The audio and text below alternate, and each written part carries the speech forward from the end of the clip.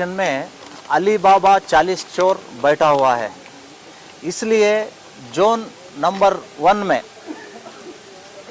Internal transfer हुआ है illegal से। 55 नौकर लोगों को कानून बाहिर से वहाँ ट्रांसफ़र किया गया है, क्योंकि वहाँ वलया नंबर 1 जोन नंबर 1 में बहुत कमाई, पैसा का कमाई है। देखो 3 वलया है हमारा, 3 जोन है कलबुर्गी में।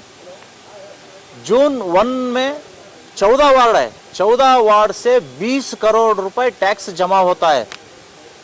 और दूसरा 2 और 3 जो वार्ड है ना, इस वार्ड में वाणिज्य केंद्र के बहुत बड़ा धंधा चलता है, बहुत बड़ा बिजनेस चलता है। लेकिन ये दोनों वार्ड मिलके एक साल को 5 करोड़ भी टैक्स नहीं जमा होता है, क्योंकि यहाँ की जो अली बाबा 40 चोर जो बैठा है ना, ये मुस्लिम तुष्टीकरण करते हुए टैक्स को वंचन कर रहा है। इसलिए मैं यहाँ की कमिश्नर को बताना चाहता हूँ, सरकार को आग्रह करना चाहता हूँ, कौन कौन ये टैक्स वंचन कर रहा है, उन लोगों को जो घर को और वाणिज्य बिजनेस को जो करंट सप्लाई किया है, पानी सप्लाई किया है, वो बंद करना चाहिए। कलबुर्गी डेवलपमेंट बात करता है हमारा यहाँ के इंचार्ज मिनिस्टर, पैसे कहाँ से लाता है जी? यहाँ टैक्स वसूल किया तो करोड़ों रुपए आता है, उस पैसे से हम कलबुर्गी डेवलपमेंट कर सकता है। लेकिन वो काम आज नहीं कर रहा है, मुस्लिम बोल के वहाँ नहीं जा रहा है। ये तो बहुत खंडन की बात है। और दुरंत की बात क्या है बोले तो, जो 55 लोगों को इलीगल ट्रांसफ़र किया है ना, उसके जो षड्यंत्र में कारपोरेशन जो मेयर है, मेयर का पति उनका हाथ है। राजा महाराजा मालूम नहीं है क्या आपको? राजू जाने का हाथ है बोल के बहुत लोग बताता है।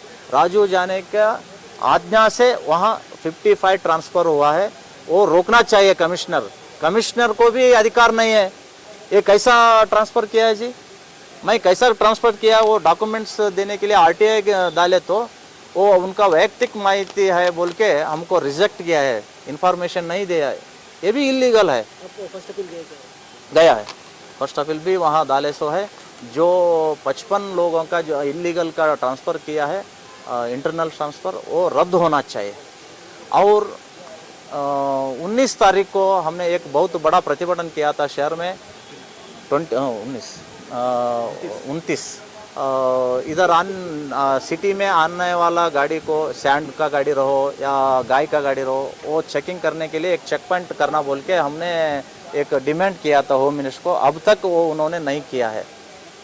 और अंबादास बोल के एक आदमी के ऊपर कुछ मुस्लिम संगठनों ने उनके खिलाफ एक एफआईआर दर्ज किया है। मैं पूछना चाहता हूँ यहाँ के कमिश्नर को, आपने मुसलमान जो देता है उस कंप्लेंट में आप तुरंत एफआईआर करते हैं, हम जो कंप्लेंट देता है वो एफआईआर आप क्यों नहीं करते सर?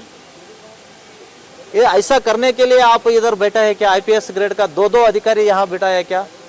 अरे हमारा लेना, उनका एफआईआर करना, हमारा लेना, रिजेक्ट करना, वो कोई भी कर सकता है जी।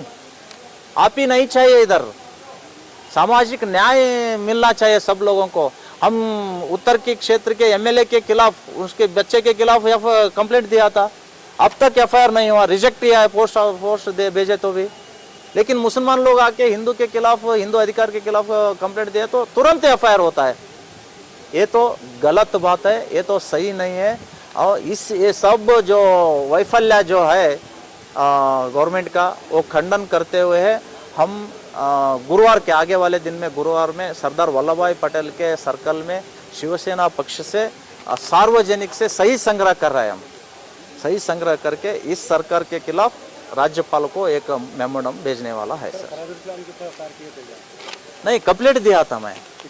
फराजुद्दीन और उनके माँ शासकी कनिजा फातिमा, ये दोनों मिलके जो संत्रस्तता, रेप हुआ, जो बच्चे का नाम लिया था, इसके खिलाफ हमने कंप्लेंट दिया था। नहीं लिया, कमिश्नर को भी दिया है जी, कमिश्नर रिसीव्ड दिया, अब तक एफआईआर नहीं हुआ है। लेकिन एक ये भी वस्मनी के खिलाफ हमने दिया था कंप्लेंट, वो दलित नेता था, उनके ऊपर एफआईआर किया है। लेकिन ये एमएलए के ऊपर, उनके बच्चे के ऊपर एफआईआर नहीं किया है। ऐसा करता है बोल के हम पोस्ट किया, पोस्ट भी नहीं लिया ब्रह्मपुर पुलिस थाने के सोमलिंग किरदली बोल के रिजेक्ट किया है। ये तो संविधान विरोधी है। हम इसके खिलाफ पुलिस दूरगढ़ प्राधिकार बेंगलुरु में है, उसको हम कंप्लेंट करने वाला है सर। नहीं, पहले ये होने के बाद हम कोर्ट के जाते सर। पहला पुलिस दूरगढ़ प्राधिकार को कंप्लेंट देता है, हम वो क्या एक्शन लेता है देख के बाद में वहाँ जाते हैं हम।